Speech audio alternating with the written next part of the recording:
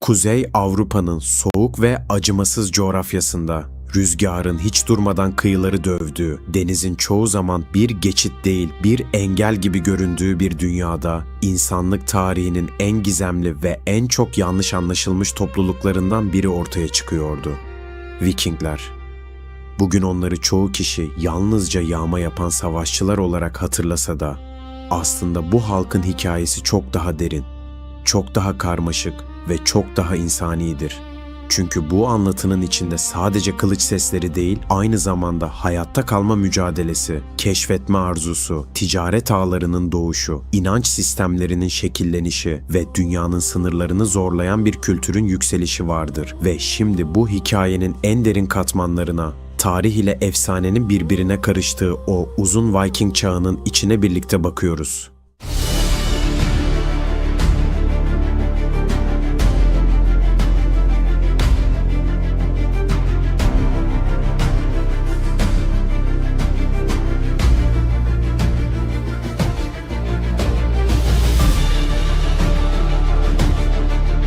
Kuzey Avrupa'nın sert, rüzgarlı ve çoğu zaman acımasız doğasında, bugünkü İskandinavya coğrafyasında yaşayan Vikingler, yalnızca bir tarih döneminin insanları değil, aynı zamanda doğayla mücadele eden, onu anlamaya çalışan ve bu mücadeleden bir kültür inşa eden bir toplumdu. Onların hayatını anlamak için sadece savaşlarını değil, yaşadıkları toprağı, inandıkları tanrıları, korkularını, umutlarını ve günlük rutinlerini de derinlemesine görmek gerekir. Çünkü Viking dünyası dışarıdan göründüğünden çok daha karmaşık, çok daha insani ve çok daha katmanlıydı. Bir Viking yerleşiminde hayat, doğanın ritmine tamamen bağlıydı. Uzun ve karanlık kış aylarında güneş neredeyse hiç görünmez. Deniz buz tutar, rüzgar kemikleri titreten bir uğultuyla evlerin arasından geçerdi ve bu dönemde insanlar dışarıdan çok içeride, uzun evlerin içinde yaşamaya zorlanırdı. Bu yüzden longhouse denilen yapılar sadece bir barınak değil, aynı zamanda sosyal hayatın, üretimin ve kültürün merkeziydi. Bu uzun evlerin içinde insanlar, hayvanlar ve günlük yaşamın tüm unsurları bir arada bulunurdu. Ateş sürekli yanar, duman tavandaki açıklıktan çıkarken içeride yarı karanlık ama sıcak bir atmosfer oluşurdu.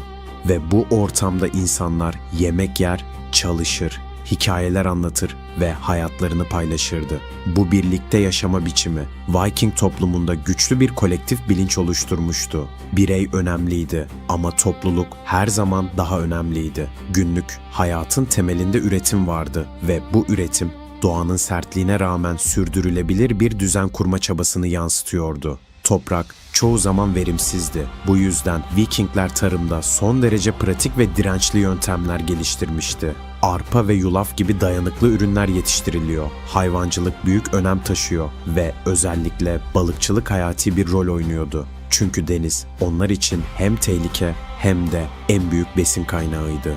Yaz ayları geldiğinde adeta bir zaman yarışı başlardı. Çünkü kısa sürede hem ekim yapılmalı, hem hasat tamamlanmalı, hem de kış için yiyecek stoklanmalıydı. Aksi halde kış açlıkla geçebilirdi ve bu Vikinglerin en büyük korkularından biriydi. Toplum yapısına bakıldığında Vikinglerin düşündüğümüzden çok daha sistemli ve düzenli olduğu görülür. En üstte krallar ve yerel liderler bulunurken onların altında özgür insanlar yani çiftçiler, zanaatkarlar ve tüccarlar yer alırdı. En alt tabakada ise köleler bulunurdu. Ancak bu yapı kesin çizgilerle ayrılmış katı bir sistem değildi. Çünkü özellikle özgür bireyler arasında sosyal hareketlilik mümkündü. En dikkat çekici unsurlardan biri ise Thing adı verilen meclislerdi. Bu meclislerde insanlar bir araya gelir, anlaşmazlıkları çözer, yasalar oluşturur ve toplumsal kararlar alırdı. Bu yönüyle Vikingler o dönemin Avrupa'sına kıyasla oldukça gelişmiş bir hukuki ve sosyal organizasyona sahipti. Kadınların toplumdaki yeri de oldukça dikkat çekiciydi. Viking kadınları sadece ev işleriyle sınırlı değildi. Aynı zamanda ekonomik ve sosyal hayatta aktif rol oynuyorlardı.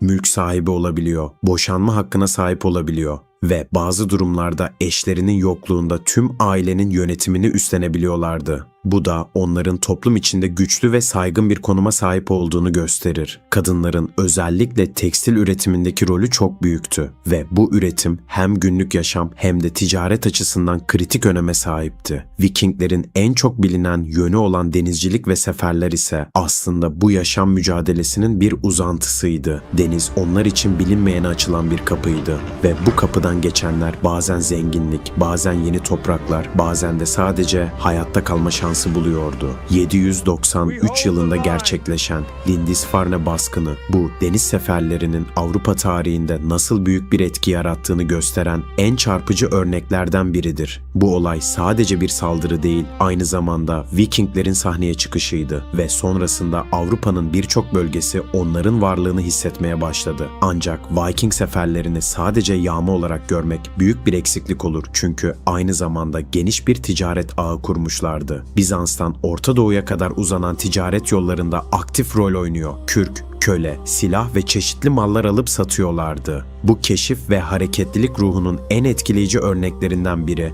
Leif Erikson'un Kuzey Amerika'ya ulaşmasıdır. Bu yolculuk Kristof Kolomb'un seferlerinden yaklaşık 500 yıl önce gerçekleşmiş olup Vikinglerin navigasyon becerilerinin ne kadar ileri olduğunu gösterir. Pusula gibi modern araçlar olmadan sadece doğayı gözlemleyerek yön bulabilmeleri onların çevreyle kurduğu derin ilişkiyi ortaya koyar. Güneşin konumu, yıldızların hareketi, rüzgarın yönü ve hatta denizdeki dalgaların şekli bile onlar için birer rehberdi. Vikinglerin inanç sistemi ise onların dünyayı algılama biçimini anlamak için kilit bir unsurdur. Çok tanrılı bir dine sahip olan Vikingler, evreni tanrılar, devler ve insanlar arasında sürekli bir etkileşim içinde görüyordu. Bu sistemin merkezinde Odin ve Thor gibi güçlü figürler bulunuyordu. Ve bu tanrılar sadece gökyüzünde var olan varlıklar değil, aynı zamanda insanların kaderine doğrudan etki eden güçler olarak kabul ediliyordu. Kader kavramı yani Word, Vikinglerin hayatındaki en önemli düşüncelerden biriydi.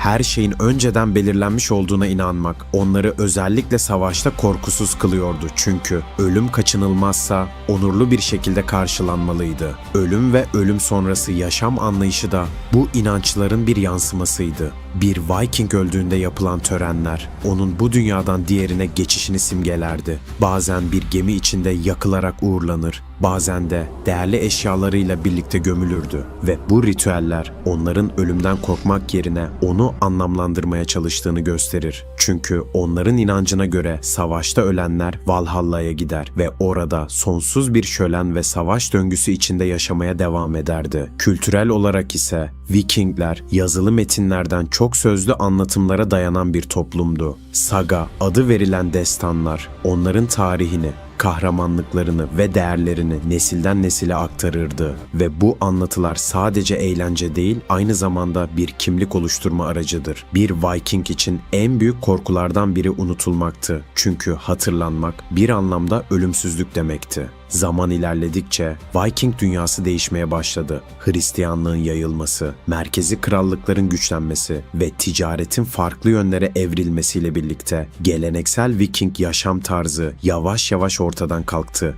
Ancak bu onların tamamen yok olduğu anlamına gelmez. Çünkü bıraktıkları miras bugün hala yaşamaktadır. Modern denizcilikten keşif ruhuna, edebiyattan popüler kültüre kadar birçok alanda Vikinglerin etkisini görmek mümkündür ve bu da onların sadece kendi dönemlerini değil, sonraki yüzyılları da şekillendiren bir toplum olduğunu gösterir. Sonuç olarak Vikingler basitçe yağmacı savaşçılar olarak tanımlanamayacak kadar derin, karmaşık ve çok yönlü bir toplumdu. Onlar doğayla savaşan, denizleri aşan, tanrılarla yaşayan ve hikayelerle ölümsüzleşen insanlardı ve belki de onları bu kadar etkileyici kılan şey bilinmeyene doğru yürürken gösterdikleri o sarsılmaz cesaretti.